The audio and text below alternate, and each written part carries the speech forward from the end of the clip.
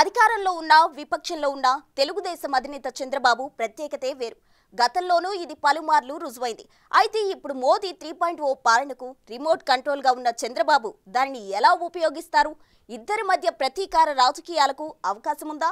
ఈ political friends మధ్య ప్రయాణం సమఉజ్జీల పోటీగా మారుతుందా?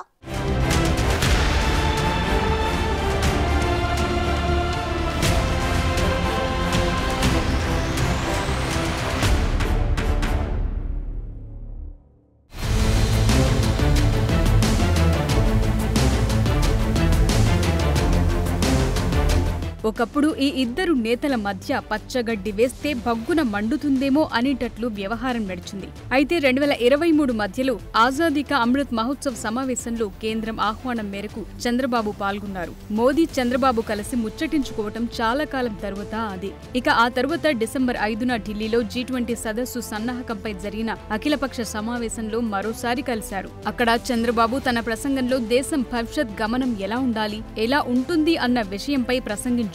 రానున్న 25 ఏళ్లలో భారత్ ప్రపంచంలోనే నెంబర్ 1 దేశంగా నిలుస్తుందని అన్నారు. అందుకు అవసరమైన ప్రణాళికలను, కార్యాచరణను సిద్ధం చేసుకోవాల్సిన ఆవశ్యకతను వివరించారు. అయితే చంద్రబాబు తన ప్రసంగంలో ప్రస్తావించిన అంశాలను మోదీ తన ప్రసంగంలో ప్రత్యేకంగా పేర్కొని ప్రస్తుతించారు. రాజకీయాలతో సంబంధం లేకుండా వారిరువురి సంభాషణ ముచ్చటగా ముగిసి ఇప్పుడు మూడోసారి మోదీ గద్దెనెక్కటానికి ఉపయోగపడిందనేది కొందరు అనుకుంటున్న మాట.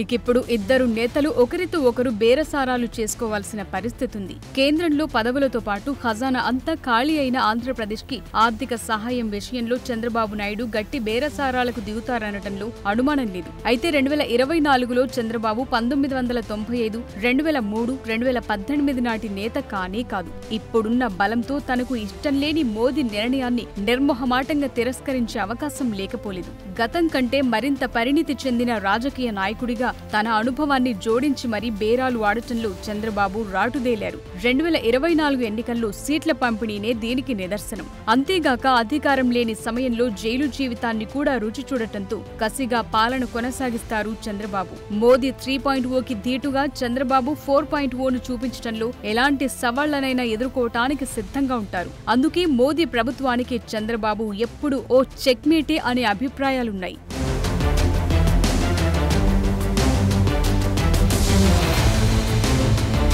ముఖ్యంగా ముస్లింలకు రిజర్వేషన్ వంటి విషయాలపై ఇద్దరి నాయకుల మధ్య భిన్నాభిప్రాయాలున్నాయి. ఆంధ్రప్రదేశ్లో ముస్లింలకు 4% రిజర్వేషన్ను చంద్రబాబు సమర్థించారు. ముస్లిం సమాజం ఎదుర్కొంటున్న సామాజిక, ఆర్థిక సవాళ్లను పరిష్కరించడానికి ఇదే మార్గమని చంద్రబాబు చెప్తుంటారు. ఈ క్రమంలోనే మే 5న ఆంధ్రప్రదేశ్లో మరోసారి ఇదే వాగ్దానం చేశారు చంద్రబాబు. ముస్లిం రిజర్వేషన్ల కోసం తమ పార్టీ ఎప్పుడూ వాదిస్తూనే ఉంటుందని అన్నారు. అయితే ఆంధ్రప్రదేశ్ ఎన్నికల కోసం టీడీపీ, జనసేన, బీజేపీల కూటమి మేనిఫెస్టో విడుదలను ఈ హామీ ఇచ్చినప్పటికీ ముస్లింలకు 4% రిజర్వేషన్ల గురించి అందులో ప్రస్తావించలేదు. హజ్ యాత్రకు వెళ్లే వారికి ₹1,00,000 ఆర్థిక సాయం అందజేస్తానని కూడా చంద్రబాబు హామీ ఇచ్చారు. దీనికి విరుద్ధంగా ప్రధానమంత్రి నరేంద్ర మోదీ అనేక సందర్భాల్లో మత ఆధారిత కోటాను వ్యతిరేకించారు. నేను జీవించి ఉన్నంత వరకు దళితులు, ఆదివాసీలు, ఓబీసీల రిజర్వేషన్లను ముస్లింలకు మత ప్రాతిపదికన ఇవ్వటానికి నేను అనుమతించను అని మే 10న మహారాష్ట్రలో ఎన్నికల ర్యాలీలో మోదీ నొక్కి చెప్పారు.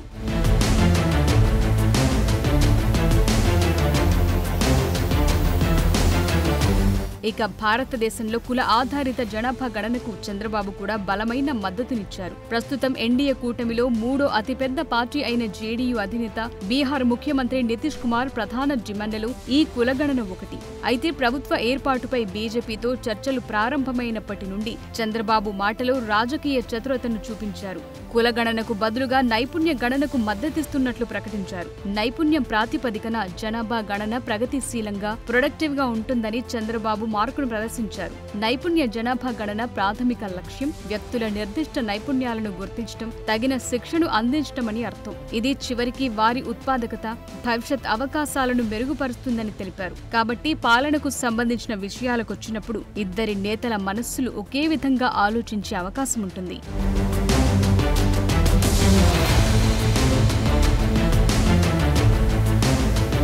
అయితే ఇక్కడ మరో ట్విస్ట్.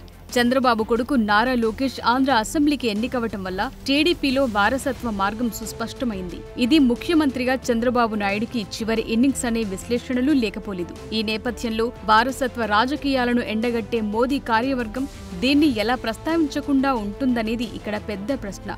ఇక అమరావతిని భవిష్యత్ రాజధాని నగరంగా నిర్మించడం, ఆంధ్రాకు స్పెషల్ స్టేటస్ తీసుకురావటం చంద్రబాబు చేయాల్సిన పనుల జాబితాలు అగ్రస్థానంలో ఉన్న అంశాలు. దీన్ని మోదీ ఎంతవరకు ఆమోదిస్తారు, సహకరిస్తారనేది తేలాల్సింది. అలాగే గత 5 ఏళ్లుగా భారతదేశంలో రాజకీయంగానూ పెట్టుబడులను ఆకర్షించే విషయంలోనూ ఏపీ దూరంగా ఉందన్నది నిజం. అయితే ఇప్పుడు చంద్రబాబు తిరిగి రావటం అటు కేంద్రంలోనూ ఇటు ప్రాంతీయంగానూ ఆంధ్ర అవకాశాలను బలపరుస్తుందనటంలో సందేహం లేదు. అయితే దీనికి మోదీ ఆశీస్సులు ఆవశ్యకం. ఈ పరిస్థితుల్లో ఇరువురి మధ్య ఎంత సఖ్యత ఉంటుందనేది భవిష్యత్తులో తెలుస్తుంది.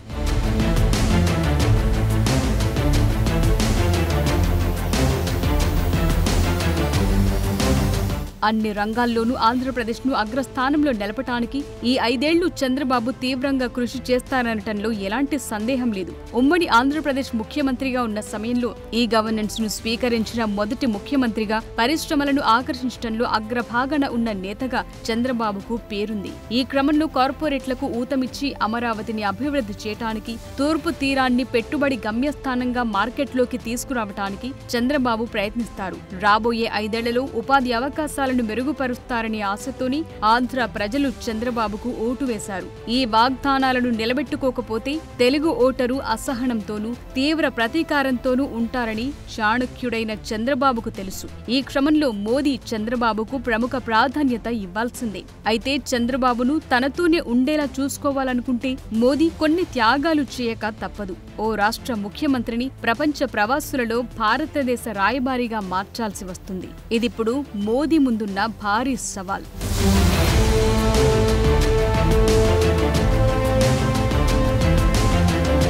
ప్రస్తుతం సంకీర్ణ రాజకీయాల ఒత్తిడిని దృష్టిలో ఉంచుకుని మోదీ నినాదాల హోరు కాస్త తగ్గించాల్సి ఉంటుంది.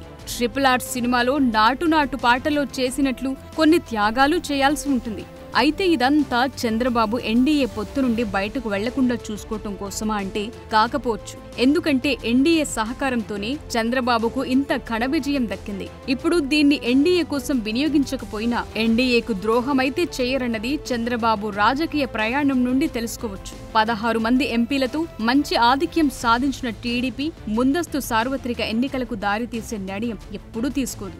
ఇక టీడీపీ రాజకీయ భాగస్వామి పవన్ కళ్యాణ్ కూడా కాంగ్రెస్ వైపు మొగ్గు చూపే అవకాశం ఇప్పుడైతే కనిపించట్లేదు. ఇక గ్రాండ్ ఓల్డ్ పార్టీ కాంగ్రెస్ పై ఇప్పటికీ ఆంధ్ర ఓటర్లలో ఏమాత్రం ఇంట్రెస్ట్ లేదు. కాబట్టి వీళ్ల రాజకీయ స్నేహం 5 ఏళ్లు కొనసాగే అవకాశాలే ఎక్కువ.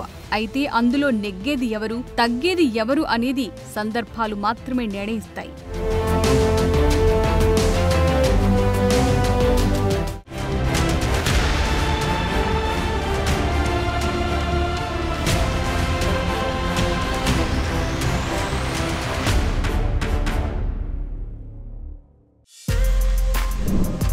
For more videos like this, subscribe Big TV channel.